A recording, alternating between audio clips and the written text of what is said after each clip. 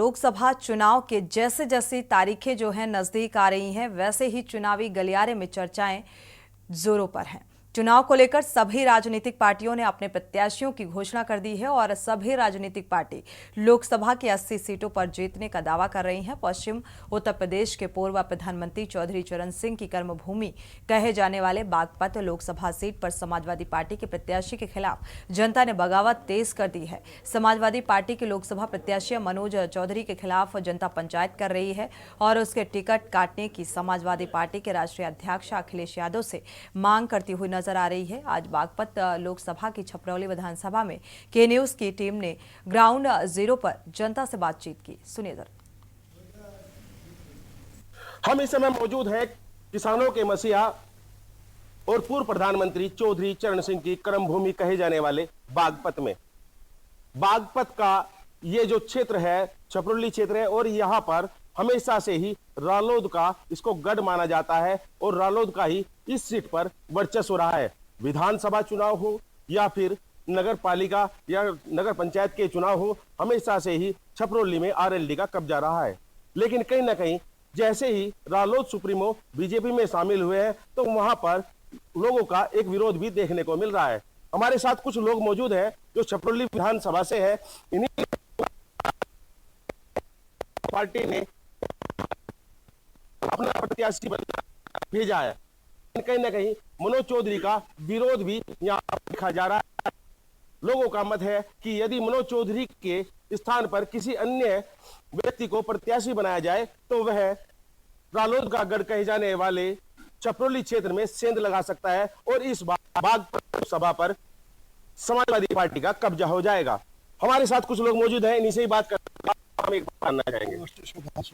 Master Sudan जी तो बहुत कर्मठ कार्यकर्ता रहे हैं, समाजवादी पार्टी कार्यकर्ता रहे हैं। बहुत से ऐसी मिसाल यहाँ पर है जो आपके नाम से भी दी जाती है कि समाजवादी पार्टी का जो वर्चस्व कायम हुआ था उसमें कहीं ना कहीं आपकी भूमिका भी उसमें देखी जा रही थी। तो जब समाजवादी पार्टी ने इस चौधरी को अपना प्रत्याशी बनाया तो क्या लग रहा है उसका कि क्या जीत पाएंगे या क्या विरोध नजर आ रहा है? उसका तो विरोध जो है, 2 बार उसे विधानसभा का टिकट दिया, दोनों बार रहा, उसकी कोई अच्छा प्रदर्शन नहीं रहा और वो लोगों से मिलनसार भी नहीं है।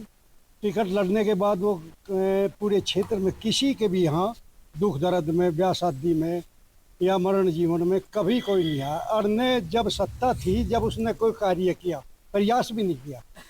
मैंने प्रयास किए, दोनों प्रयास सफल हुए। समाजवादी पार्टी ने पुल मंजूर कराई छपरौली और सड़क बड़ौद से टांडे तक सड़क उसी पुल के ना की बनाई थी। वो सरकार टूट गई, वो तो वक्त की बात है, पर लेकिन आधारशिला जो नींव रखी वो समाजवादी पार्टी ने रखी। मनोज का कोई लेना देना इससे नहीं है, विकास कार्यों से, इसलिए लोग नाराज हैं उससे। यहाँ नए प्रत्याशी की उम्मीद करते हैं। विकल्प के रूप में मनोज उचित नहीं है। जैसे प्रत्याशी की घोषणा हो चुकी है, नामांकन भी हो रहे हैं, 2 दिन से नामांकन चल रहे हैं, दूसरे चरण में मतदान होगा, 26 अप्रैल को यहाँ मतदान होना है। तो इसको लेकर क्या आपने पार्टी सुप्रीमो से या किसी अन्य पदाधिकारी से कोई बात की है इस संबंध में? अखिलेश से की हमने, अखिलेश से राष्ट्रीय अध्यक्ष से बात की, अपना विचार रखा, अपनी राय बताई इलाके की। क्या आश्वासन मिला वहां से आपको? उसने कहा ठीक है, विचार करेंगे।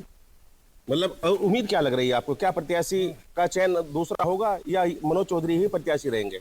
उम्मीद लग रही है हमें टिकट मनोज चौधरी का कट जाएगा। हम पहले रालोद को पसंद करते थे, लेकिन रालोद ने भाजपा में जाके एक आस्था हमारी तोड़ी है, तो इसलिए सब लोग नाराज हैं। हम चाहते हैं कि विकास बाबा यहाँ कैंडिडेट आए और उसको चुनाव जिताने का काम किया जाए। हमारे साथ कुछ और लोग भी मौजूद हैं, इनसे भी बात करते हैं। आपका नाम जानना चाहेंगे? तहसीम है जी मेरा नाम। तहसीम जी, आप जैसे मुस्लिम है और क्या लग रहा है कि जैसे मनोज चौधरी को टिकट दिया गया है तो कैसा उनका प्रदर्शन रहेगा? क्या चुनाव जीत पाएंगे? नहीं जी। क्यों नहीं जीत पाएंगे? चुनाव जीतने की तो बात हो रही है, वो तो कहीं दौड़ो में, कहीं नजदीक भी नहीं है चुनाव के, लास्ट में रहेंगे, सबसे लास्ट में रहेंगे, सबसे लास्ट। अब रालोद का जैसा गढ़ इसको माना जाता है, तो इसके विषय में क्या कहेंगे आप कि यहाँ पर क्या समाजवादी पार्टी अपना वर्चस्व कायम कर पाएगी? हाँ, खूब कर सकते हैं जी। हम 2014 में दूसरे नंबर पर रहे, 4 तीसरे पर रहे थे। हमारा गढ़ है यहाँ से, हम जीत सकते हैं यहाँ चुनाव। इतना बड़ा मसला नहीं। समाजवादी पार्टी बागपत में मजबूत स्थिति में, लेकिन बशर्ते कैंडिडेट मजबूत होना चाहिए। इस कैंडिडेट को बदलकर किसी नए कैंडिडेट को, खास करके जो जनता की मांग है, विकास बाबू को लाए और समाजवादी पार्टी यहाँ से जो है लोकसभा 5 विधानसभा में छपरौली, बड़ौद, बागपत, चौड़घाट मुरादानगर सब में समाजवादी जीतेगी, बहुत वोट है हमारे पास। बहुत बहुत धन्यवाद। इनका साफ तौर पर कहना है कि यदि यहाँ पर जो प्रत्याशी है उसको बदल दिया जाए तो यहाँ पर समाजवादी पार्टी अपना वर्चस्व कायम कर पाएगी। हमारे साथ कुछ और भी मौजूद है, इधर आ जाइए। आपका भी एक बार परिचय जानना चाहेंगे। मैं महेश चंद्र शर्मा जी, मतलब समाजवादी पार्टी ने एक प्रत्याशी मनोज चौधरी को उतारा है मैदान में, हर जगह इसका विरोध देखा जा रहा है। लोकसभा चुनाव है, बहुत कम समय रह गया है, तो क्या मतलब क्या चाहते हैं आप कि उसकी जगह पर किसको इसको रखा जाए या क्यों इसका विरोध किया जा रहा है? नहीं, विरोध तो इसलिए कह रहा है कि करा जा रहा है कि हम समाजवादी हैं। हम वैसे तो ये चीज़ें नहीं कहनी चाहिए, पर इसलिए हम कह रहे हैं कि प्रत्याशी हमारा डमी कैंडिडेट की तरह लड़ रहा है। उसके एक तो सबसे पहला पॉइंट तो समाजवादियों को वो काम नहीं कर रहा, उनके से मिल नहीं रहा, अपनी टीम को साथ लेके नहीं चल रहा है जो समाजवादी लोग हैं। उसके अलावा जाट बिरादरी को भी वो ज़्यादा असर नहीं दिखा पा रहा है।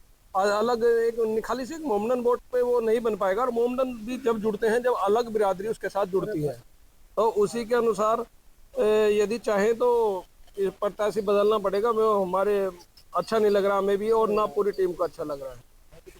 ये बिल्कुल उनका साफ तौर पर कहना है कि जिस तरह से यहाँ मनोज चौधरी को प्रत्याशी बनाया, कहीं ना कहीं उसका विरोध भी यहाँ पर देखा जा रहा है।